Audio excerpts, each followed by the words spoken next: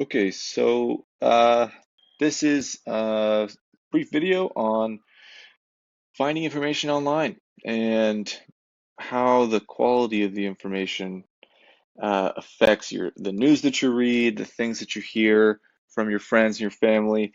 Um, you know, Fake news is a version of this idea, but knowing what to look for online. Specifically, we're going to use as an example for today, and we're going to do a bit of a maybe like a workshop type exercise here. It's just going to be me going through and explaining the different pieces of theoretical information theory.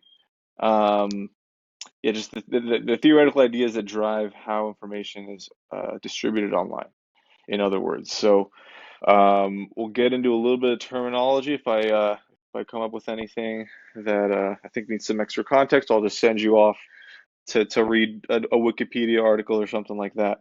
But the topic for today is how, you go online and you want to know what Democratic candidates have the quote unquote the best chances of beating Trump. So probability. We're trying to predict the future. Obviously, it's quite uncertain for the 2020 election. You say 2020 election beating Trump odds, and Google has pretty good spell check feature, so it's going to know what I was talking about even though I misspelled it. And what I wanted to find here, so here's one source that we're going to take a look at. I have it open over here. The Real Clear Politics 2020, which I already have it open, but so I'll just exit out of that. But here we have some statistics, right? And you'll see a lot of news organizations say, let's kind of generalize it to a news model. Biden odds of beating Trump. And so CNN, MSNBC, all these major news outlets will publish things like this. The Hill, Democratic voters confident that Biden and Sanders can defeat Trump. So you see these headlines, you're like, oh, okay, that kind of, if you don't have time to read anything about this, that idea is just gonna simmer in your head, and maybe somebody mentions it, and that's kind of since you've already been exposed to this information, you're more likely to you're biased towards it. You're more likely to give it at least some time in your mind space to think about, and so this is the rabbit hole I went down, and I was just like, well, where do they get these numbers, right? Because, like, clearly, we should definitely point out that 3 years ago, these kinds of companies, at least some of the ones, these polling companies that served as the data source for all the news that we consumed on Facebook, on TV, they got it dead wrong. Obviously, they said there was a 97% chance of Trump losing. He only had a 3% chance of winning, and he won. So there's something about that prediction that's obviously, had some flawed methodology, and, given the benefit of the doubt, I'm sure they realized that too, and they maybe changed some of their practices. But video is going to be an exercise on how to figure that out for yourself. So we get these numbers like, surveys and things, and the problem is that it's kind of hard to find the the source, right? So I'm actually gonna, there's already all this stuff in my face, and this is just the way that the site's designed, which is pretty important. But um, looking around here, and there's a survey they mentioned that 75% of Democratic respondents do whatever, and then I'm just kind of looking for where to go. All the claims made from here should be backed by information, perhaps on claims made elsewhere. So we want to find a link out of this website, because obviously they've already prepared this piece for us, in our in what they think our best interest is, which is kind of get all the key points so that you don't have to do all this work for yourself, because that's fair that you don't have the time to. But they should be linking. If somebody does want to, they have the option to verify for themselves. And so, for example, this one, a survey released Monday. This could be something that we take a look at. And this is what you're looking for as you scroll down the page. Um, let's keep that open because that seems interesting to me. But again, the principal idea here is, these are the news headlines, the ones that are notorious for fake news, for clear biases, putting political spins on different events. There's a whole, media war kind of going on when you look at Fox News and MSNBC, that the media corporate powerhouses, and they're kind of subsidiaries and associated sort of sub media companies. That's like the landscape of what comes to you first. And so Bloomberg viewed as best chance. If you go into here, maybe you find another link. So what I wanted to do was just kind of give one example. Real Clear Politics. Their source, they're quoted in I think it was an MSNBC article that I got this from. Let's see if I can find it. MSNBC, Biden odds, Trump. I think it's what I put.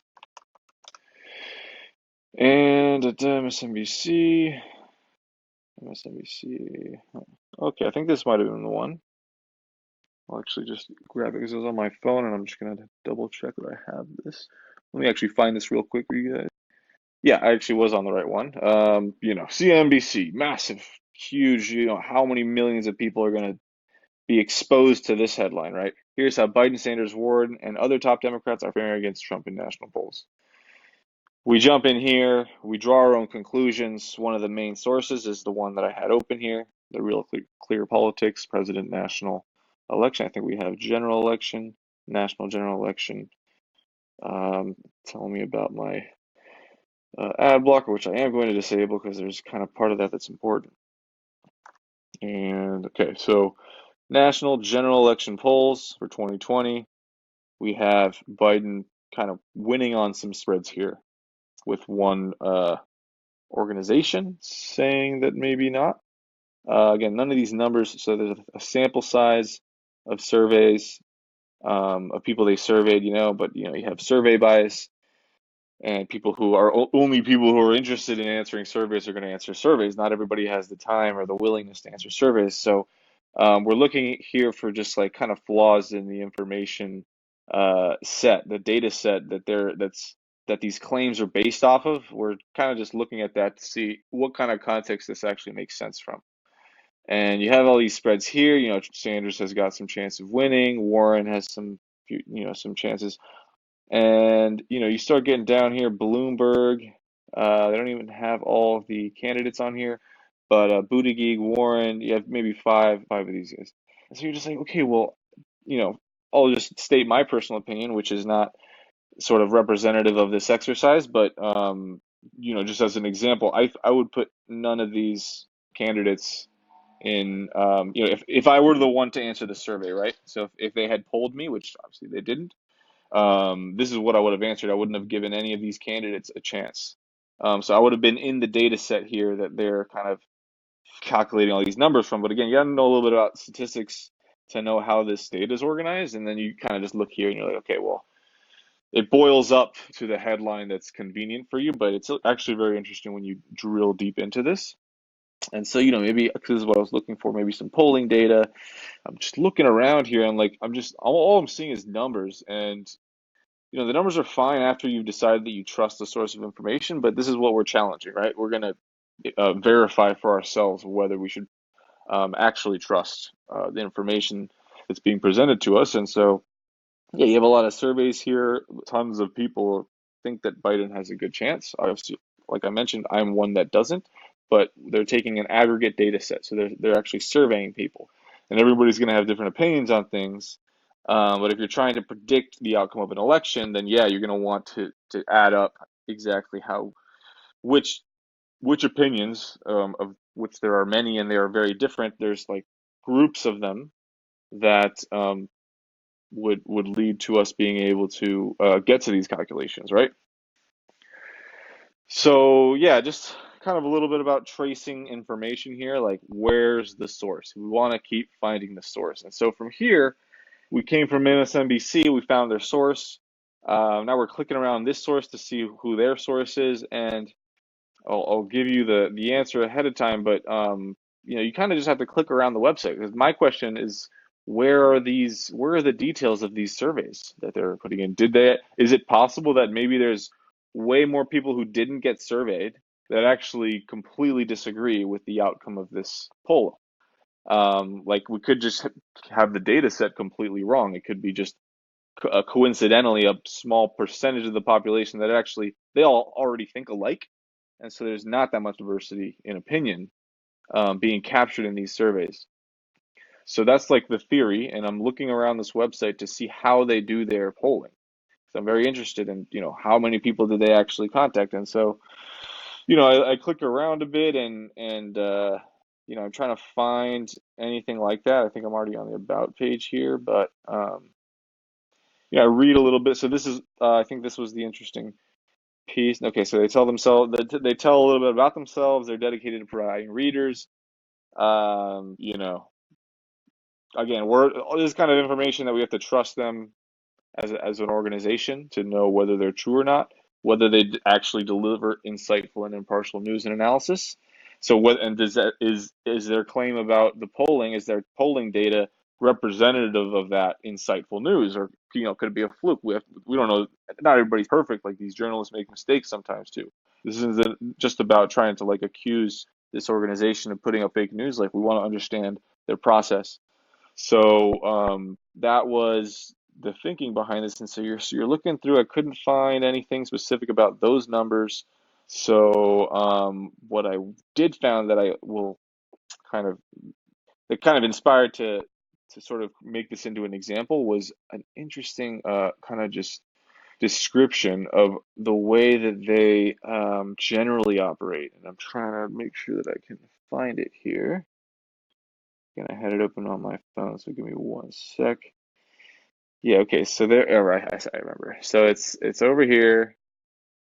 That's like their homepage, their research. So this was actually a good overview that this is one of the authors here, the editors, maybe one of the staff that decides to put this on the homepage of their research division of their website. And I was a little confused, but there's U.S. Catholics mood 1 year before the election. So this is a news article that seems to suggest that it's kind of the way that they operate fundamentally. But it's a good article to read through in detail on your own if you need to. Um, it started off so I started reading these first four paragraphs, and this is where I got this opinion. Again, just serving it as an example. This is not going to give us the full picture of whether these are reliable numbers either, and that's kind of just part of the hunt. But real clear opinion research, maybe they've got a lot of other good fundamental methodologies, but here's an example of one that gives you some context into, like, well, maybe that's not representative enough, right? So you start off reading here. It said that a decisive majority of Catholic voters believe that the United States is becoming less hospitable. This is the results of one of their surveys, to sort of introduce you to the idea of an example of their work, right? And so it's among the findings of one of their latest polls. They looked at 2,055 registered voters, 1,223 of whom were Catholic. So they get a variety here, but then it goes on for at least for that survey. The other surveys that they do seems here to be, we have a quote from the director saying, "Tracking the preferences of the Catholic vote is proven to be a shortcut to predicting the winner of the popular vote." And so you might imagine that, are they just surveying Catholic Americans? Is that the underlying principle here? I mean, obviously they survey many different, not just Catholic people, but um, if they're making claims about the effectiveness of predicting the outcomes and basing that off of the Catholic vote, you might imagine that maybe they'll have some biases towards proving that. Is it even something that they're trying to prove? It seems more like, okay, this might be affecting some of the polling numbers on the data of what we were just looking at, right? So yeah, this was just a weird kind of section where it seems to be that more than 1/5 of the electorate, according to Real Clear Opinion research data, is Catholic. And then I started to think, all right, what's the bottom line here? Like, are they saying that the Catholic vote is what they poll primarily? Obviously, maybe not exclusively. I wouldn't imagine it's that bad, but could it be a primary sort of principle, objective, due to the biases of its effectiveness, of its purported effectiveness in predicting the outcomes of these elections. So um, we talk about the Catholic vote, all right, as a monolith. We don't know many Catholics. They're at least noting this. But historically, historically, it's predicted the winner of the popular vote, which was kind of just like, okay, even if it did, it doesn't, like, fundamentally, the comparisons of whether that's going to play out the same way, like it's going to continue to predict the winner of the popular vote. There's not a logical link there. Just because something has performed a certain way doesn't mean that something fundamentally hasn't changed that would cause it to perform differently than it has. Like, that's still perfectly possible and within place. So it's kind of, that's what made me stop and think, well, like, if they're taking that as like one of their strong truth sort of principles that, like, they would guide their accuracy on, then I was a little concerning, because it's just kind of not the case. Past performance is not an indicator of future performance. You could have been a rock star your whole life, but then have fall into a serious depression, and like you just were off for a year or two, just across the board. You weren't a happy person, even though, let's say, you were an athlete or something like that, or whatever, call it whatever you want. You perform consistently a certain way, something happens to you. Like, shit happens to people all the time. So, like, to it's just a poor assumption to think that something hasn't fundamentally changed. Um, so yeah, this is kind of where I'll at least pause the video, unless I come up with sort of something more interesting to dive into some more. But this whole exercise, remember, was about diving in, about trying to figure out if the news headline that's coming to us, and you have to understand one more thing about how that news came, or what's driving that news to be what I see first, which is interesting. But yeah, definitely, if you want to continue reading this article, um, go right ahead. I'm going to dive into the fact that all these ads were in my way. Um, and since our path was from the very first thing that popped up in front of my face, MSNBC headline, right? Um, if there was any sort of money and corporate interest pushing that narrative into my direction, it would have got to me first, because that's where most of the money is. If they're competing for my attention and I'm seeing ads to get to this information, then clearly we're going towards the source. It's like, okay, who decided that this was the one that should be the reliable source? And who was the decision maker in saying, yes, MSNBC, you can use this source because it's reliable? So it's not very corruption resistant, these pathways of attention advertising. So generally, if we had gotten to this source differently, if we were to have gotten to it maybe from some through an avenue that's lesser known, because they're not driving ads through that channel of information. It's not their primary intention to get your attention. So you want to look, when it comes to these types of discussions on predicting the outcome of an election, which is very political. There's a lot of, like, gameplay in politics, and that's one of the elements of the game that you have to be aware of. Um, so yeah, kind of wrapping this up here.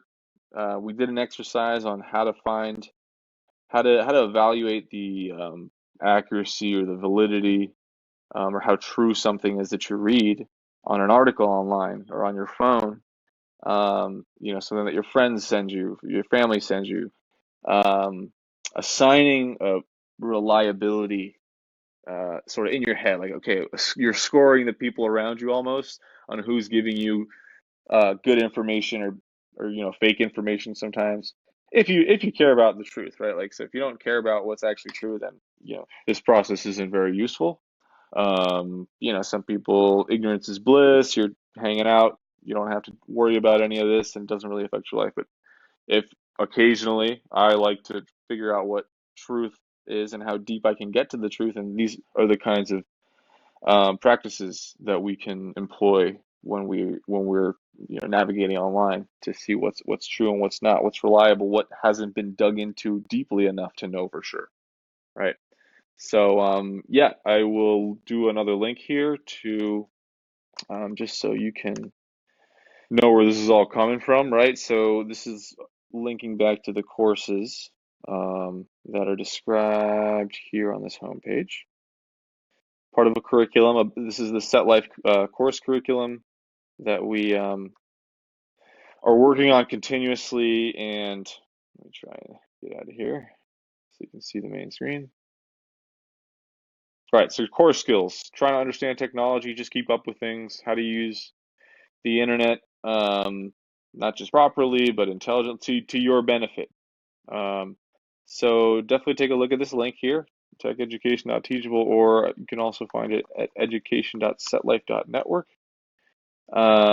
You'll be able to link to this course, and the idea behind this, it's all outlined here. So we're in this second course, which is in development at the moment. Probably edit this part out if I ever clip down to the actual course material, but we're discovering and verifying digital information online. And if you're going through this kind of course or you're interested in any of this material, this has to do with your just ability to discover and verify digital information on the internet, because there's so goddamn much out there, and it's growing constantly. It's video, pictures, memes, articles, podcasts, it's all coming at you, and you really need to know how to find the high quality ones. You want to know, like, who's lying to me. Filter all the liars out. Filter all the, bless their hearts, stupid but kind. I'm not making any judgment, just people who aren't as educated. And like, there's nothing derogatory about that. Even liars, I wouldn't even put in a bad boat. Like, they're just so troubled. But you don't want these people in charge of the information, or rather, ideally you want no one in charge of the information so that you can find it for yourself. But like, I think what we're dealing with in the current environment of media is you do have people that are either liars or incompetent, pushing information out to you. You want to know, if you're interested in the truth, you want to know when to look out for those people, and not even to shut them out entirely, because honestly, it's one actual component of knowing the full picture is to know these maybe blatantly inaccurate, but whether it's a liar, whether it's people who don't know how to do proper research and they're just looking for clickbait, right? Like these kinds of low quality news sources online. But you got to know the landscape, so just become proficient. I just practice a little bit. um, you know this is kind of framed as a course for people for like focused learning, but it's also just kind of like a thing to think about even if you're not taking the course. um, but yeah, think about a strong scientific methodology, um, for this kind of information flow into your life. Uh, just when you're working, when you're researching things, you want to make sure you're educated about what you're being exposed to. Strong scientific methodology will help you in this scenario. In uncharted waters, which is, technology and the internet, if you're not familiar with this stuff, you're not really quite sure what to do. If you stick to science and if you stick to a consistent process that contains techniques, principles, things like that, some work better for some people than others. Figure out what works for you, and you'll really be able to use the internet to do a lot of good. You can find the right information. Can't It's hard for you to be lied to. Yeah, just general quality of life increase for sure if you know how to navigate this space. Because even even if it's not you, if you're not a huge fan of digital technologies or anything like that, you probably know some people who are, and they're being exposed to that, which having knowledge of it helps anyways. So stay tuned for more on this. And yeah, it's just gonna group this together as part of the course material.